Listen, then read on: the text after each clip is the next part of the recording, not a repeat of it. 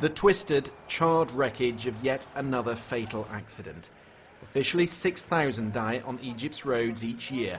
Many believe the real figure to be much higher. This was amateur footage of an accident just this past weekend, in which 16 people were killed, 4 of them children, as a minibus collided with a truck. Many of those caught up in this carnage are tourists. Here, the burnt-out shell of a bus that crashed on the Sinai Peninsula last year. 9 tourists lost their lives. There is wide consensus within Egypt that despite new laws to tackle dangerous driving, more needs to be done. It's all too common to see cars like this one driving the wrong way down a one-way street. Watch the yawning policeman who does nothing to stop him. Or how about this woman driving with her young child on her knee?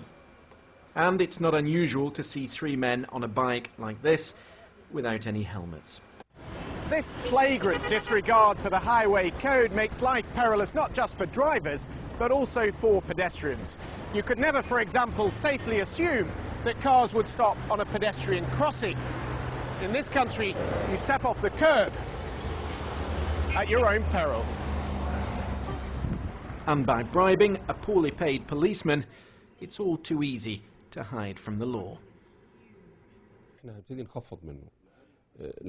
But the head of Cairo's traffic police told me that as part of the government's attempts to improve road safety, they're planning to surround the capital with hundreds of surveillance cameras.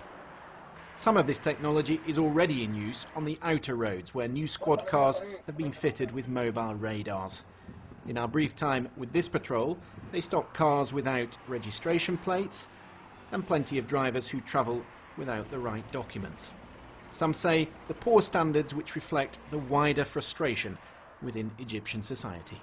Egyptian people are all the time under tension, and this may create a problem in all aspects of their life. One of these aspects is driving.